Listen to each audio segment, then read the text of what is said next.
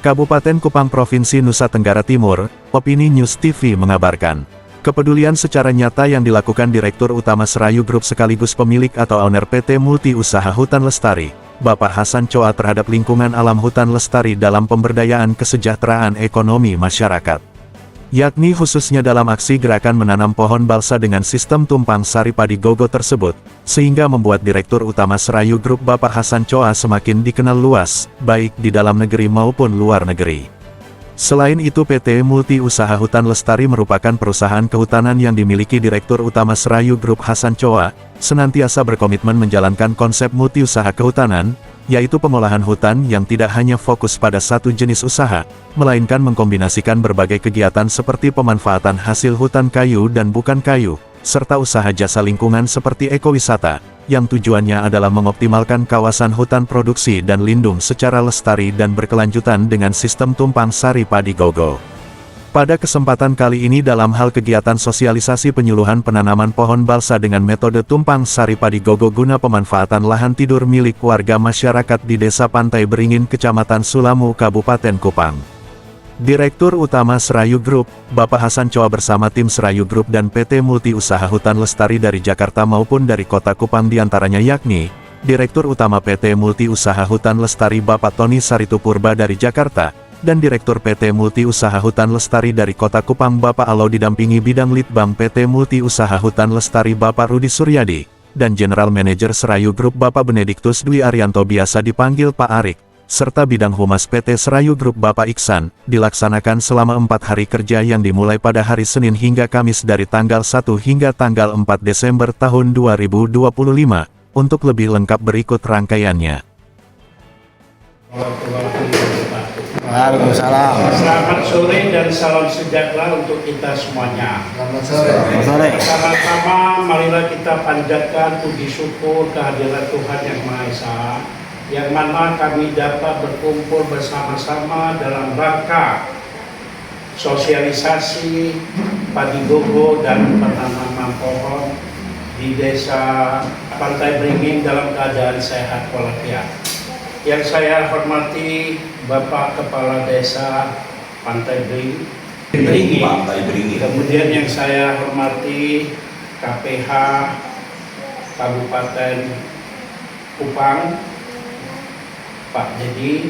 Yang saya hormati Bapak Direktur Utama Pak Tony Purba PT Multi Usaha Hutan Lestari, kemudian Pak Direksi kita Pak Alo, hadirin hadirat yang berbahagia yang tidak dapat saya sebut satu persatu yang saya hormati.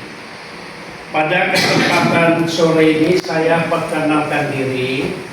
Nama saya Hasan Choa, Direktur Utama Serayu Group yang bergerak di bidang penanaman pohon, industri kayu lapis. Penanaman pohon kita udah ada di 15 provinsi. Salah satu anak perusahaan kita PT Multi Usaha Hutan Lestari, kita investasi di Provinsi NTT, yaitu PBPH, yang multi usaha nantinya itu penanaman pohon, tumpang sari pangan, peternakan, perkebunan, sampai jasa dan pariwisata serta penelitian. Dengan adanya proses perizinan kita berjalan, kita melakukan sosialisasi untuk membantu rakyat, terutama di desa sini, untuk padi gogo dengan tumpang sari, dengan batas-batasnya bisa ditanamin balsa. Sebelumnya ini, nanti Bapak apa yang disampaikan oleh Bapak Tony Purba, nanti kiranya Bapak ingin melakukan penanaman, kita memberikan secara cuma-cuma benih teknik, tapi tentunya harus dilampirkan data, KTP, alamat, dan titik koordinat bisa diserahkan kepada kepala desa atau ke KPH. Tujuannya adalah supaya dapat termonitor apa yang Bapak Ibu nanti melakukan, program yang kita berikan, supaya bisa tercapai kesejahteraan sekaligus melakukan ibadah nyata. Saya jelasin, pohon bisa mengatasi bencana, mengurangi bencana longsor, angin, banjir, pemanasan bumi. Satu pohon dengan ketinggian 10 meter, diameter 15, satu pohon bisa menyimpan 40 liter air per 24 jam. Jadi kita manusia memerlukan air. Di tubuh kita itu boleh dikatakan 70% air. Jadi untuk menghindari pemanasan bumi supaya iklimnya ini tidak naik, jadi itu harus kita lakukan penanaman, dan ini sudah saya sosialisasikan pada tahun 2000 untuk menjaga iklim sekaligus untuk bisnisnya. Kayu balsa ini nilainya cukup bagus. Kalau ini balsa mau tanam di mana bisa. Ini pohon agak bandel.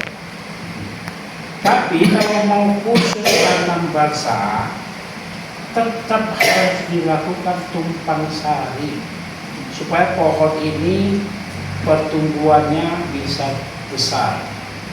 Yang saya maksud tumpang sari itu pada 6 bulan pertama bisa tumpang sarinya bagi bubuk, jagung, cabai, sayur dan lain sebagainya sesuai ketinggian di atas permukaan laut dan kelembapannya supaya panen tanaman palawija ini bisa maksimal. Harus, karena sari makanan yang diberikan yaitu pupuk untuk tanaman palawija pada waktu musim hujan, sari makanan yang tidak termakan oleh tanaman palawija atau pangan, sari makanannya ini turun. Jadi pohonnya ini memasuki bulan ke-7 ini di bawah udah banyak makanan. Sudah banyak makanan, dan ini harus dipangkas cabangnya. Karena difokuskan ke tinggi dan gemuk. Cabang tidak ada nilai. Bertolak belakang dengan tanaman buah-buahan. Kalau buah-buahan memerlukan banyak cabang. Kalau pohon, kita memerlukan batang. Jadi kalau ada keluar cabang kita buang supaya pohon ini fokus ke tinggi dan gemuk, supaya nilai kubikasinya lebih besar pada waktu panen. Kalau mau tanam di mana aja bisa, tapi walaupun Bapak Ibu mau tanam top basah, tetap harus dilakukan tumpang sari, yaitu tanaman pangan yang usianya 30 hari sampai 90 hari.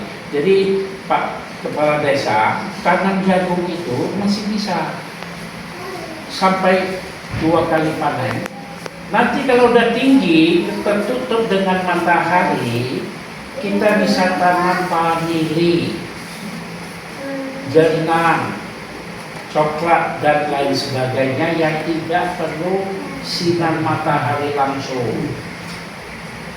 Jadi harus tumpang sari deh supaya masyarakat ini dengan kehidupan dari pangan, inilah tabungannya.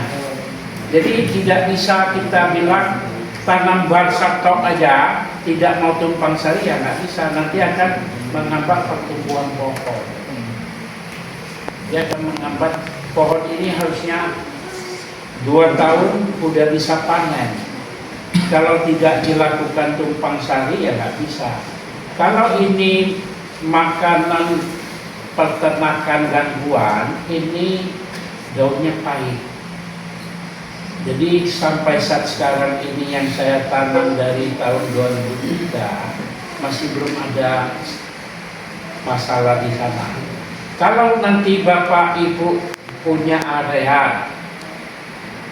Waktu bersih, bikinlah tata batasnya. Jadi sampah ini dorong menjadi tata batas. Jadi kalau tanah kita ada tata batas, nanti lihat dari Google Earth itu kelihatan itu. Ada tata batasnya kelihatan. Tata batas itu apakah bisa ditanamin buah-buahan. Misalnya durian yang nilai tinggi.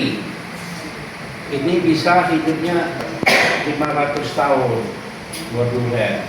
Jangan kita tanam sembarangan durian. Harus ada nilai tinggi, yaitu bisa tanamin mau sangking, duri hitam, bawor. Karena jarak pohon satu dengan satu durian ini ditanam di tata batas, ini perlu 10 meter. 10 kali 10. Kalau tanam baksa, baksa semuanya, ini jarak tanamnya 5 kali 5. Tidak boleh rapat. Karena nanti nggak boleh ketemu. Kalau ketemu raga nggak bisa besar. Jadi antara 5 dengan 5 ini, ya kita manfaatin tanaman pangan. Mau sayur, mau jagung, mau apa. 6 bulan pertama masih bisa. Lewat 6 bulan mulai tutup, tanaman yang tidak perlu sinar matahari langsung. Jadi itu tabungan pohon kehidupan dari pangan. Jadi dua sisi ini bisa masuk. Sekali lagi di batu pun bisa, Pak. Kalau umpamanya mereka tanam jagung, bisa lah. Tumpang sari. Dia kalau 6 bulan berikutnya dia harus tanam yang lain. Kalau dia tetap mau tanam jagung sepanjang masa, di tata batas. Tata batas tanahnya ditanami pohon. Rupanya di segi 4 ini yang ditanami tata batas ini, tanamin pohon. Jadi pertama dari Google Earth kita lihat tanah kita itu kelihatan itu segi 4 berbentuk apa langsung kelihatan karena ada tanaman tata batas. Jadi sekali lagi ini tanaman agak bandel. Tidak sampai saat sekarang ini tidak ada penyakit yang mematikan. Dia agak bandel tanaman ini. Asli tanaman ini dari Costa Rica. Pengembangan terbanyak ada di Kolombia, El Salvador, New Papua New Guinea, Brazil. Tapi di sana mereka tanam 4 sampai 5 tahun baru panen. Di Indonesia 2 tahun. Sama dengan mereka besarnya. Karena ya mungkin tanah iklim lebih bagus. Jadi tidak ada masalah. Jangan takut nanti ada wabah, tidak ada. Kita kan memberikan secara cuma-cuma benih berbentuk pohon nanti, kemudian teknik untuk supaya bisa ada hasil. Kita memberikan secara cuma-cuma, kalau Bapak Ibu tidak mendapat hasil yang maksimal, pembangunan industri akan lambat. Karena dari konsesi yang kita dapat tidak mencukupi. Itulah kita akan bersinergi dengan rakyat di Kabupaten Kupang. Jadi jangan khawatir penyakit.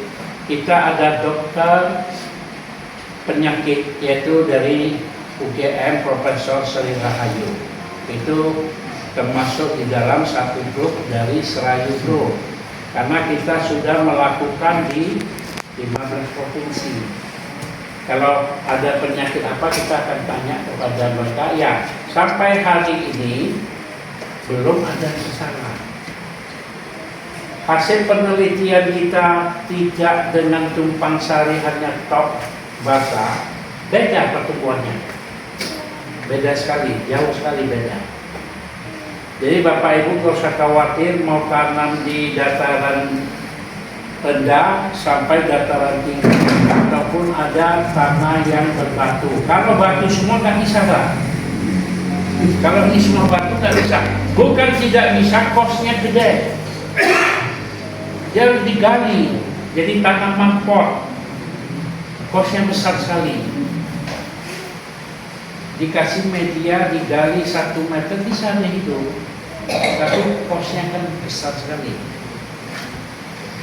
Jadi itu mungkin yang dapat saya sampaikan. Terima kasih. Kami masyarakat Desa Pantai Beringin siap menerima program dari PT Multi Usaha Hutan Lestari. Pantai Beringin Jaya. Ayo.